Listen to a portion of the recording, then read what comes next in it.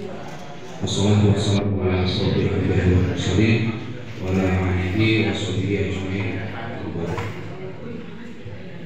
Bapak Ibu anu kuring hormat, Ibu Koordinator BPP Kecamatan Banjaran, Ibu Siti hormat, Bapak Kamil yang mewakili dan Bapak Pemirsa yang saya hormati, Bapak Ibu sekalian, para petani dari Desa Genteng yang saya hormati.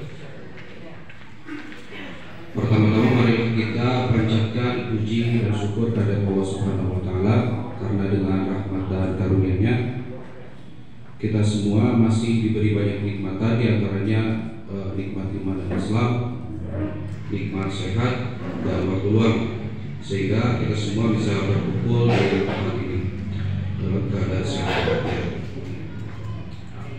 Bapak Ibu sekalian, mungkin saya perkenalkan diri dulu ya. Nama saya Rio Pratali Bawa. Saya asal dari Desa Girimulia, Kecamatan Banjaran. Tapi saya berdomisili di Desa Cimeong. Di Cimeong saya buka sejenis rumah produksi herbal untuk manusia dan juga pestisida dan juga pupuk organik. Dan juga ada pupuk kimia juga kita punya rumah produksi di Desa Cimeong. Mungkin aktivitas saya sehari-hari, saya sebagai asisten dosen di S3 ya, Sekolah Tinggi Ekonomi Islam Garut, dan saat ini saya sebagai mahasiswa pascasarjana ekonomi syariah di S3. Mungkin sedikit promosi, barangkali Bapak Ibu sekalian yang punya anak itu ya yang mau kuliah gitu kan di sana secara gratis, kelas jauh di Majak, bisa daftar ke saya gitu kan. Kita nanti kondisikan seperti itu kan. Kemudian aktivitas saya yang lainnya yaitu saya setiap hari berjualan online, udah menjual herbal untuk manusia, kemudian budidaya juga. Jadi herbal yang saya buat itu saya budidaya sendiri dari nol sampai jadi kapsul seperti ini yang siap pakai, gitu kan. Dan juga kemarin karena pemerintah ada program ketahanan pangan ya, dan saya sering berdiskusi dengan Ibu dulu, kemudian dengan para kelompok tani ya, di wilayah Majalengka. Saya berinisiatif untuk membentuk P4S ya. Yang apa itu P4S? P4S itu pusat pelatihan pertanian pedesaan swadaya. Nah ini secara nasional ya, ada organisasi istilahnya legal lah di bawah Kementerian Pertanian. Nah visi-misi kami ini ingin supaya petani kita ini berdaya istilahnya. Di antaranya apa? Kita mungkin kesulitan bibit, kita bisa memproduksi bibit sendiri. Kita kesulitan pupuk, bisa memproduksi pupuk sendiri. Kesulitan pestisida, kita bisa produksi sendiri. Begitupun di perikanan, yang paling krusial itu adalah masalah pakan yang paling banyak memakan biaya. Mungkin kita bisa membuat pakan sendiri, pelet tabung seperti itu kita bisa membuatnya sendiri. Nah, P4S ini kami menawarkan pelatihan bagaimana cara merealisasikan itu semua. Jadi para petani, Bapak mungkin sebagai pembudidaya ikan itu bisa membuat pembibitan sendiri, membuat pelet sendiri dari bahan-bahan yang ada di sekitar kita yang murah. Nah, substitusi seperti daun-daunan, daun kaliandra di sini banyak ya, daun kelor segala macam, karena yang paling penting dalam pakan itu biasanya adalah proteinnya. Nah, setelah itu nanti kita tinggal tambahkan esensialnya sama probiotik ya, seperti premix itu udah banyak dan juga murah harganya. Gitu. Nah, untuk di bidang pertanian, saya sering berdiskusi dengan orang-orang yang di gunung, di daerah Sunya, kemudian di Argalida, dan di daerah Tegal sana, yang kebanyakan budidaya cabai misalkan. Itu permasalahannya itu kena penyakit patek, busuk buah gitu ya, penyakit gelus, tomat segala macam, kemudian virus Gemini yang kuning-kuning segala macam. Nah ini permasalahan yang dialami sama petani. Gitu. Ya kami ada ini berkat kalau ada masalah di petani baru kita ada gitu. Makanya saya inisiatif untuk membuat obat-obatan tersebut karena memang basic saya dulu pertanian dan juga saya kimia gitu kan. Jadi saya membuat produk-produk contohnya di sini. Ini untuk bakterisida, kemudian ada insektisida, fungisida dan juga booster. Nah ini contohnya, contoh-contoh produk yang saya buat. Nah di sini saya ingin mengajarkan kepada bapak-bapak gitu ya, kita ingin sharing gitu ya, supaya bapak bisa menguasai, bisa membuatnya sendiri di rumah. Karena dengan peraturan pemerintah sekarang katanya pupuk ya Bu ya dicabut ZA dan juga SP36 ya, padahal itu juga sangat dibutuhkan meskipun dari EPK itu sudah ada sebetulnya ya. Cuma kan mungkin pemakaiannya lebih ini terutama di palawija atau sayuran-sayuran yang untuk buah-buahan ya kan, seperti tomat, cabai dan lain itu sangat membutuhkan KCL, SP36 itu sangat butuh untuk pembuahan. Gitu. Nah, sedangkan sekarang harganya mungkin mahal. Nah, nanti kita pelatihan untuk membuat itu, untuk membuat alternatif pupuk tersebut. Sebagai istilahnya itu, ya kalau sekarang harganya mahal, SP36 15.000 atau segala macam, kita bisa bikin sendiri dengan sampah-sampah yang ada di wilayah kita. Dan juga sebagai istilahnya untuk memperbaiki lingkungan juga. Nah, itu. Dan juga masalah hama tadi untuk bikin pestisida, karena saya lihat pestisida yang jual di pasar itu mahal rata-rata 100 ke atas, kemudian obat pembasmi rumput segala macam itu kan ya, itu mahal-mahal biasanya. Nah ini saya ingin berbagi dengan bapak-bapak sekalian, bapak ibu sekalian untuk bagaimana cara kita bisa membuat itu dari bahan yang ada di sekitar kita yang murah seperti itu. Tapi nanti untuk pada prakteknya mungkin sekarang ini saya nggak bisa jelaskan secara gamblang itu kan karena berkaitan dengan waktu. Mungkin nanti saya akan keliling ke kelompok-kelompok, mungkin kita barangkali kelompok yang bersedia untuk mempraktekkan, ingin mempelajari ilmu tersebut, saya siap untuk membantu gitu Pak. Karena menurut saya pupuk prebiotik itu kunci untuk keberhasilan dalam budidaya. Kalau asal saja mungkin kalau kita budidaya tadi saya bercakap-cakap dengan bapak tadi, saya juga ini punya lahan padi ditanami begitu saja tanpa dipupuk urea segala macam, tapi itu hasilnya sama aja katanya. Bisa seperti itu katanya gitu, karena saya dulu nggak ada uang, nggak ada apa. Jadi nanam padi begitu saja, nggak dipupuk, nggak apa, tapi hasilnya sama aja dengan yang dipupuk urea segala macam. Jadi permasalahan itu sebetulnya masuk akal juga karena sudah sejak lama lahan di wilayah kita ini dipupuk terus dengan pupuk urea. Sedangkan kadang-kadang petani itu ngasih pupuk itu kalau belum terlihat si daunnya biru itu hantam aja, pupuknya banyak gitu kan. Itu banyak yang sisa Pak. Banyak yang jadi sisa, jadi mengendap di tanah. Pada dasarnya sekarang ini si tanah kita ini banyak kandungan pupuk itu sebetulnya. Cuma apa? Cuma terikat di tanah. Apa yang mengikat? pH tanah. Nah, karena dia pupuk itu kan bahan kimia, mudah sekali bereaksi kimia, mudah membentuk zat lain sehingga terikat di tanah, nggak bisa dikonsumsi oleh tanaman. Cara supaya bisa dikonsumsi oleh tanaman bagaimana? Dengan berbagai cara. Yang pertama memperbaiki pH dengan pengapuran itu, dengan menebar kapur itu untuk menetralkan pH. Karena apa? Kalau pH asam itu akan mengikat unsur-unsur urea. Kalau terlalu asam di bawah 7, urea, ZA itu terikat. Sedangkan kalau terlalu basah itu fosfat segala macam itu terikat. Jadi meskipun dimasukkan satu karung sekalipun itu akan dimakan oleh tanaman. Nah itu pentingnya pH itu di situ.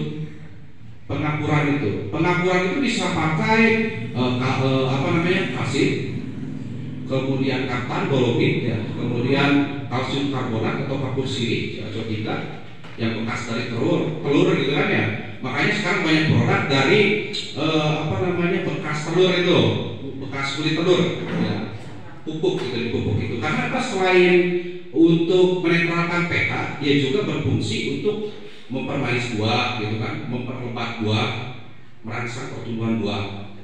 Itu biasanya seperti itu. Dan ada juga dulu masalah jagung. Jagung kalau pengen misalkan tongkolnya banyak, itu dulu tuh diaplikasikan pupuk zeolit namanya. Zeolit, itu pakai zeolit. Tapi dalam seiring waktu berlalu, 2 tahun, 3 tahun segala macam, si tanah itu jadi keras. Tapi memang untuk awal-awal hasilnya itu bagus. Nah itu kandungan si zeolit itu apa? Zeolit itu silikon kan, kandungannya silikat, bahan untuk membuat semen. Jadi terlalu banyak masukan ke tanah, tanah jadi keras. Itu gara-gara silikat itu. Nah itu jadi sekarang zeolit itu nggak digunakan lagi. Tapi sebetulnya bagus di awal-awal, cuma nanti beberapa tahun itu keras tanah itu. Nah gitu. Nah sekarang kita menanggapi pupuk subsidi yang dikurangi, kita jangan istilahnya itu kecewa. Kenapa? Karena sebetulnya dengan dikurangi pupuk itu sendiri, bahkan tanpa menggunakan pupuk Korea itu sendiri, itu kita bisa budidaya dan menghasilkan, Pak. Ya alternatif full dengan kita membuat pupuk organik. Salah satu contoh kita bisa membuat Korea sendiri nih ya. Korea sendiri itu kita alternatifnya kita bisa, mungkin Bapak di sini banyak yang pernah saya dengar tuh pernah domba Garut ya. Domba Garut itu urinnya gitu. Urin dari domba Garut itu kadar urea dan NO3-nya itu sangat tinggi. Itu bisa digunakan untuk pengganti urea.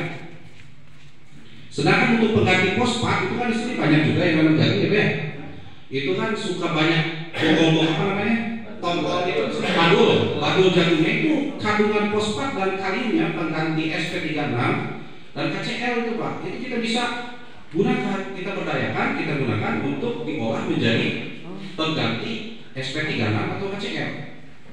Seperti itu Pak. Dan juga tanaman itu dibutuhkan hormon. Apa itu hormon? Hormon itu ya vitamin lah kalau manusia itu. Apa saja vitaminnya? Seperti gibralin, ada auksin, ada sitokinin, dan etilen.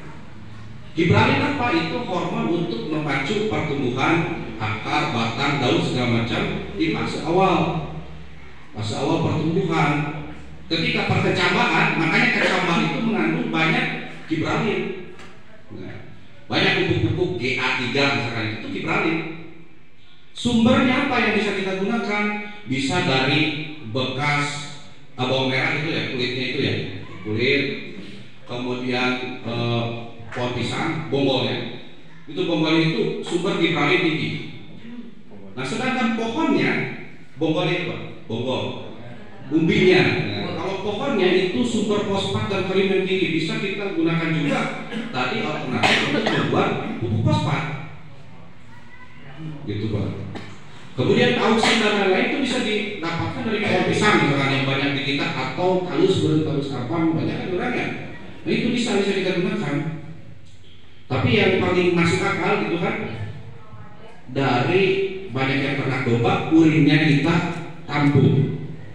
Nah si urinnya itu bisa digunakan untuk semua jenis tanaman Pak, baik padi, kemudian sayur-sayuran seperti bawang daun dan lain-lain itu bisa Pak. Nah, kita kalau mau bikin prill, tinggal kita buat merakit alatnya supaya dia bisa jadi kristal, kita cairkan, bisa di prill, dikarungi secara kristal, jadi kita punya urea organik. Nah itu bukan kimia. Itu bisa. Nah seperti itu Pak. Nah jadi sebetulnya kita bisa memanfaatkan segala macam yang ada di kita, seperti daun kelor, daun daun kaliandra dan lain-lain. Itu karena proteinnya tinggi, sekitar 20 sampai 30% Pak. Bungkil kedelai itu sekitar 28 sampai 30% bekas kedelai itu ya. Kalau dedak itu cuma 12% Pak kandungan proteinnya. Sedangkan kebutuhan misalkan untuk ayam atau untuk lele itu kan sekitar 20% per hari. Nah itu kita bisa alternatif, bisa kita gunakan. Berapa sih harga daun itu, berapa sih harga campurannya seperti dedak, kemudian tepung tapioka. Kalau kita nggak ada tepung tapioka ya di sini mungkin si singkong murah gitu kan ya, kita bisa buat gaplek untuk dijadikan tepungnya itu nanti untuk pencampur supaya lengket gitu ya, si bahan membuat pelet ikan misalkan. Itu bisa sebetulnya. Tinggal mungkin dari bapak-bapak pengennya membuat apa, permasalahan di usaha bapak, usaha tani bapak ini apa. Nah kita nanti tawarkan solusi bagaimana caranya untuk mengatasi permasalahan tersebut, begitu Pak. Intinya seperti itu kurang lebih. Nah, misalkan masalah patek, yuk kita bikin buat patek. Masalah membuat pelet ikan, yuk kita bikin. Langsung nanti di kelompok. Seperti itu. Membuat aktivator bakteri, trichoderma dan lain-lain. Ayo, siap. Kita bikin langsung di kelompok. Seperti itu. Ya demi kesuksesan kita berusaha nih. Kalau Bapak udah ahli, PPKS juga kan mengeluarkan sertifikat keahlian bagi para petani gitu kan. Kalau udah ahli mah istilahnya udah ini bisa bikin ini, udah bisa segala macam, udah bisa, udah mandiri, bisa sukses mungkin kan, seperti itu. Nah itu Pak, apa namanya yang ingin saya sampaikan itu kurang lebih seperti itu. Nanti kalau dalam prakteknya ingin bikin obat rumput misalkan ya, nah, sekarang mulai musim tanam tuh ya, jadi dibutuhkan obat-obat rumput ya kan. Karena obat rumput itu ada kurang lebih 3 jenis. Yang pertama yang pratumbuh kan ada dan juga pasca tumbuh dan juga untuk gulma air. Nah juga kan jenis-jenisnya juga kan ada yang beda-beda, ada yang nggak mati akar, ada yang mati akar segala macam kan. Seperti gramoxone itu kan nggak mati akar. Dalam waktu 2 minggu itu masih tumbuh lagi. Tapi keuntungannya dia si tatamping beruruk, gitu kan. Sedangkan gempur kan mati sama akar-akarnya, penahan tanah jadi buruk. Kebanyakan seperti itu. Itu juga kita bisa gunakan, bisa membuat dari bahan-bahan yang ada di kita, murah loh. Daripada kita beli harga sekian. Itu bagi ya itu tadi kata Pak Camat tadi, si kreatif. Nah itu kreativitasnya itu kita menggali kreativitas, karena ilmunya untuk membuat hal ini semua sudah ada, tinggal kemauan kita untuk melaksanakan itu Pak. Itu cara budidaya ikan lele siap, pembibitan siap, pembuatan pakan siap, pembuatan mikroba plankton segala macam untuk bahan tambahan, probiotik segala macam bisa, untuk pengolahan hasilnya nanti bisa semua Pak. Tinggal bapak-bapak dari kelompok tani siap tidak untuk istilahnya itu untuk belajar gitu. Nah seperti itu kurang lebih. Nah jadi intinya saya ulang lagi, saya ini kami ya dari PPKS tujuannya itu untuk melatih petani intinya gitu ya. Karena anggota kami dari PPKS itu rata-rata lulusan dari program magang Jepang, ya, lulusan Jepang biasanya atau PPKS itu. Nah jadi kita adopsi teknologi-teknologi yang dari luar kita pakai, dan juga teknologi-teknologi yang hasil inovasi dari kita Bapak, dari petani.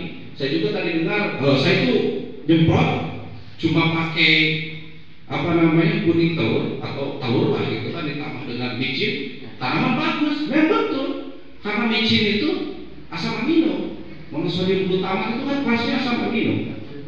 Nah itu tuh bahan untuk membuat glifosinat. Glifosinat itu sejenis dengan glifosat. Glifosat itu adalah bahan aktif untuk obat rumput, pembunuh rumput. Itu kan mereka itu kan kelasnya asam amino.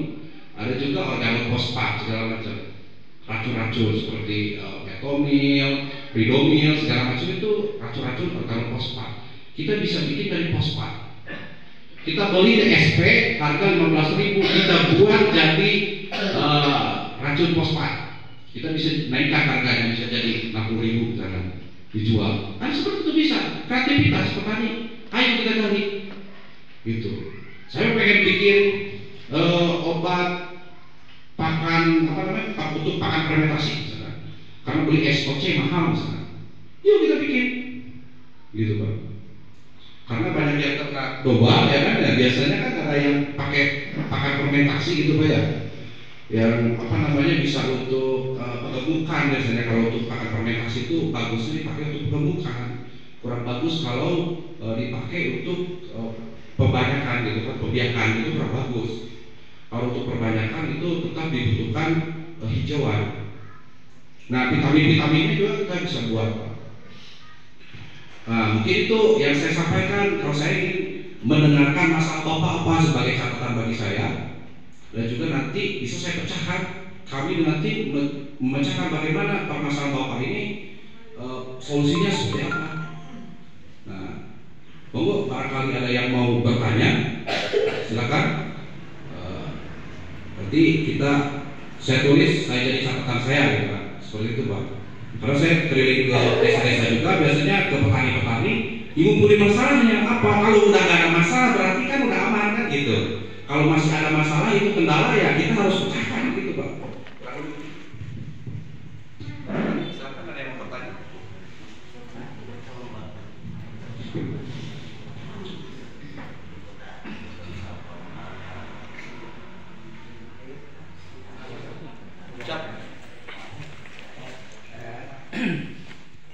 Puntennya abdi bade ngaos upami tangan kabeh ayeuna musim hujan kan ya. Jadi hama teh patek. Nah, ieu hama patek biasa disemukeun. Saya ceritakan dulu sedikit patek teman. Memang ini problema kita dari zaman dulu. Banyak sekali inovasi-inovasi seperti untuk mengobati patek itu dengan salah satunya dengan pestisida hayati yaitu trichoderma. Akan tetapi memang diaplikasikan trichoderma, tapi kebanyakan salah dalam aplikasinya. Salahnya bagaimana? Harusnya trichoderma itu kan makhluk hidup, harus diaplikasikan sejak awal tanam. Kebanyakan itu dari tengah tanam. Yang namanya patek itu kan si buahnya udah mati. Mau dikasih obat apapun tuh nggak akan bisa hidup lagi, nggak bisa bagus lagi. Sekarang udah busuk si ininya.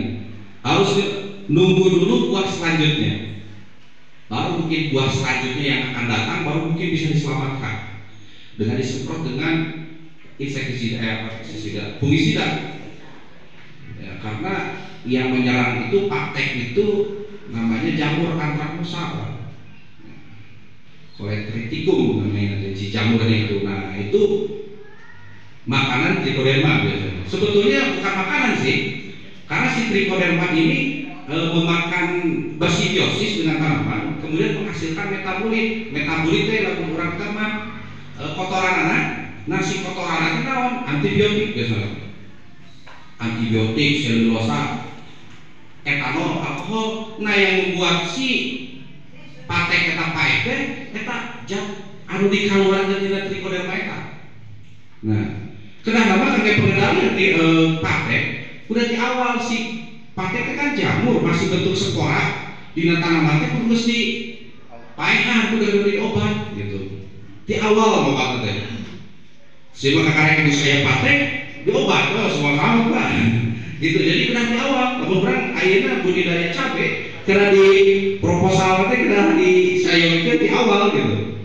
Si disemprot ku begitu ku fungisida. Nah, si fungisida kita bisa gunakan kalau pakai fungisida ya. Fungisida kita bisa gunakan fungisida jadi sulfur, Pak. Alamun anu terkenal teh jadam Arab deh, jadam sulfur. Nah, kita bisa pakai jadam sulfur, Pak. Bahannya murah, Pak.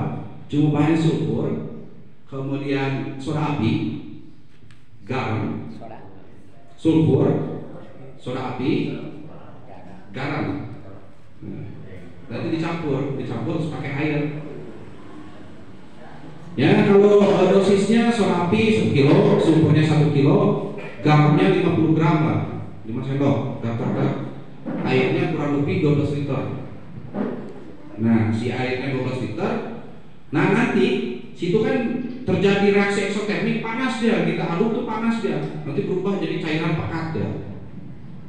Nah itu nanti aplikasinya kurang lebih 30 mili saja untuk satu tangki yang 14 liter ya, per satu tangki itu yang kecil 14 liter 30 mili aja gunakannya, jadi kurang lebih 2 mili per liter. Nah itu bagus untuk paling bagus itu kacang Pak, kacang goreng, kacang pajak, bagus itu Pak. Kalau pupuk sulfur itu apa namanya, pestisida sulfur itu untuk tanaman kacang-kacangan. Nah itu untuk pakai juga efektif, tapi aplikasikan dari awal Pak. Dari awal, dari dia masih bibit udah mati, berarti udah nggak ada aman di situ. Kakak tumbuh, insya Allah bagus. Tinggal Bapak nambah booster, bisa potensium silikan untuk apa namanya, memperbanyak bunga dan buahnya. Sungai bunganya nggak rontok, kan biasanya banyak yang rontok. Begitu Pak. Kalau misalkan bunga yang sering rontok itu kebanyakan kekurangan kalium, kalsium sama potasium. Itu Pak. Yaitu pupuk KCL, kan dari sekarang banyak KCL cair tinggal semprot kan gitu. Nah, tapi itu kan harganya mahal, bisa kita bikin sendiri Pak. Nanti kita di kelompok bikin kalau bisa gitu. Gitu Pak.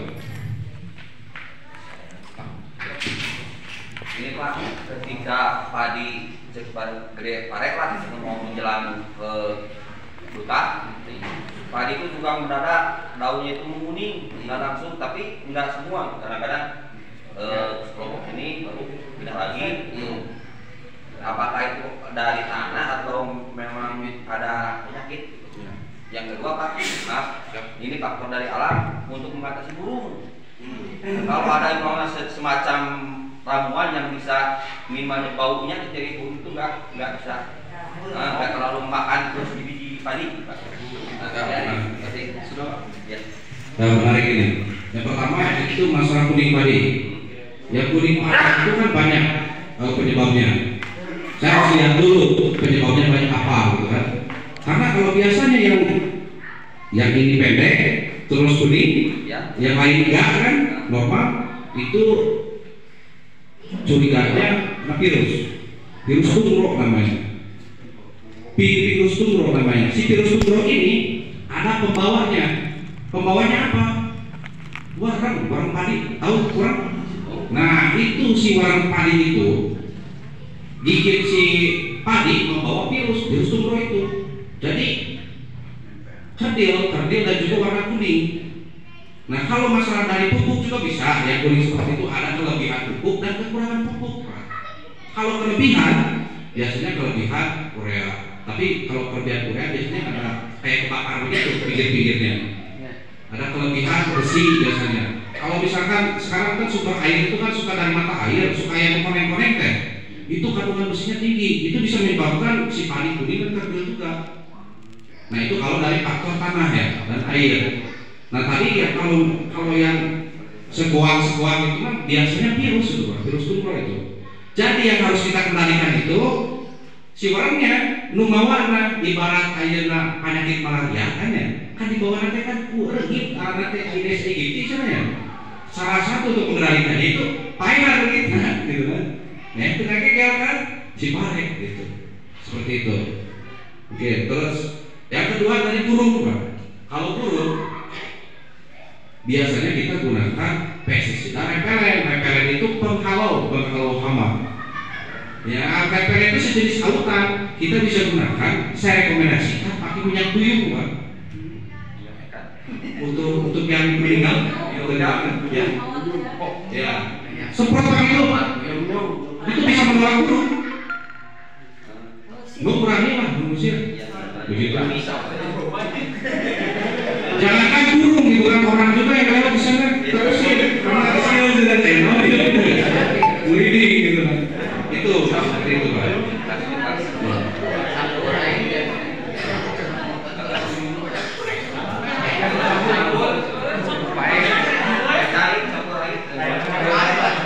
Harus campur air ya kan, langsung semua.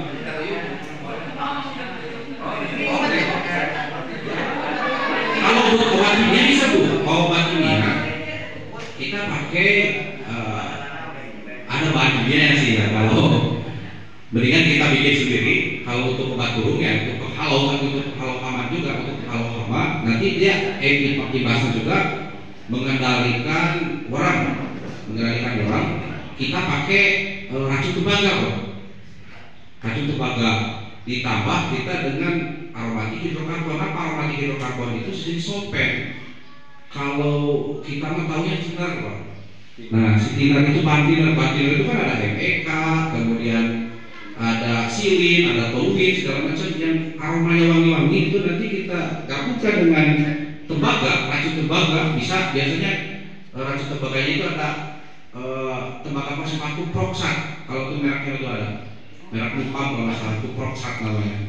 Ya, tembaga sulfat itu kita bisa campur dengan itu selain untuk mengendalikan burung, penolak burung gitu ya, dan bukan si burungnya makan padinya itu mati enggak, jadi dia si burungnya nggak tahu, paling ke tetangga padinya nggak pakai gitu, pindah gitu Pak. Itu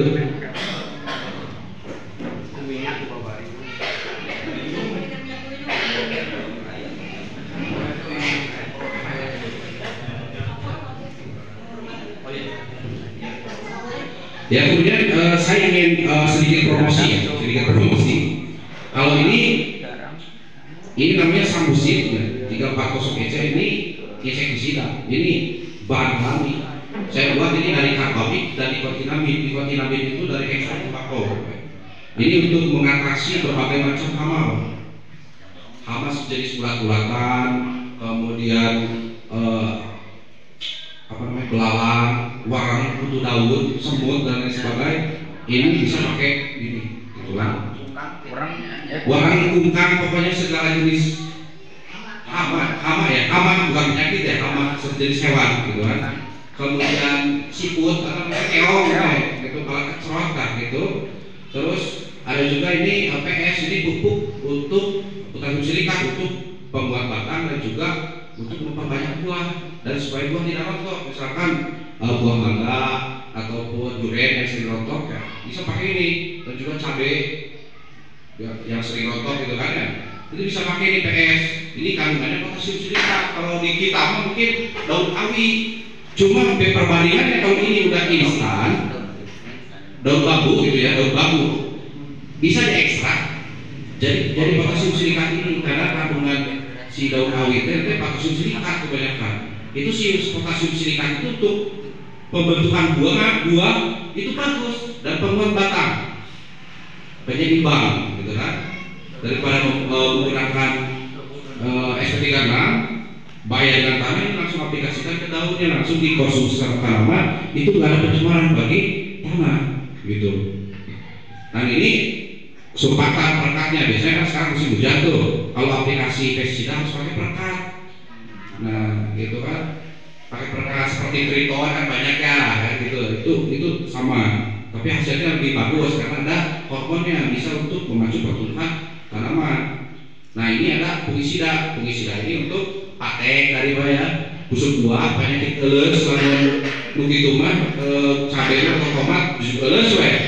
Nah penyakit eles saya layu sayur kayak gitu sama layu bakteri.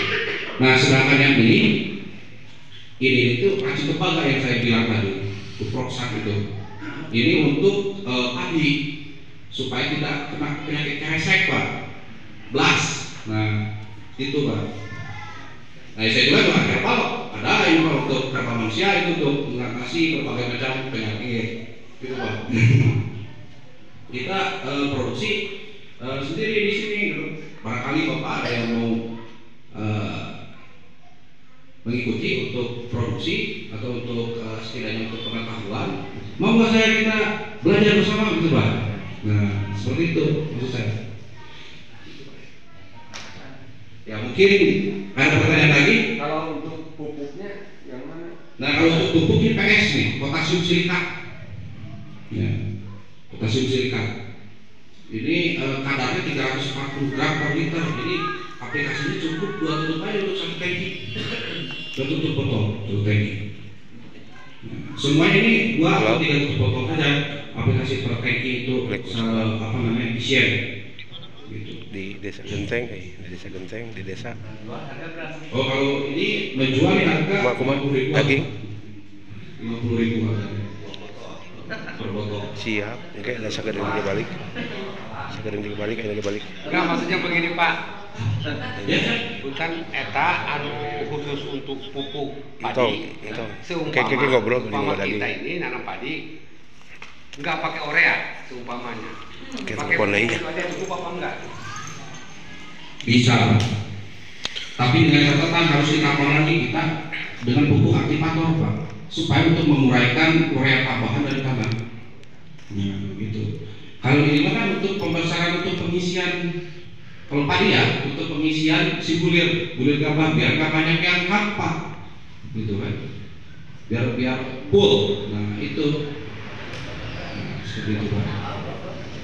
Disemprot berapa? Ya disemprot semua. Padi supaya Ya supaya berisi, untuk padi supaya berisi. Nah kalau ini untuk waktu penyemprotannya gitu. waktu penyemprotannya ke pare, ke si pare nanti. Nah kalau ini dari awal kamu untuk menghindari penyakit belas, gitu Pak. Sedikit Pak. Siap. Setelah mendengar keluhan-keluhan para petani, memang itu hama dalam setiap tanaman itu banyak. Tapi Bapak tadi sudah memberikan ilmu solusinya. Tapi kalau memang untuk kedepannya harapan, memang yang hadir di sini itu petani kan sebagian. Kalau memang ada program seperti Bapak siap untuk memberikan ilmu solusi pembuatan itu alangkah baiknya kita langsung praktek. Nah, apakah kalau mau ada praktek di kelompok kami datang ke Bapak atau Bapak bisa diundang dan memberikan atau bagaimana itu inti Bapak siapnya? Ya, makanya itu saya kan bilang ini saya harus praktek kan kalau untuk pembuatan itu. Saya siap langsung untuk lapangan Pak. Bapak tinggal telepon saya aja. Ini ada kegiatan kelompok kita bikin dan saya bawa sekalian bawa bahannya gitu. Ya, karena gitu. seperti itu bisa diterangkan. Nah, secara spesifik ya kan gitu. Kalau ini kan udah saya yakin cuma berapa persen yang masuk ini. Langsung Gitu Pak. itu karena itu Pak. Siap Pak. Ya, seperti saya pernah mengikuti pelatihan di SRI dulu di Cirebon Pak. Memang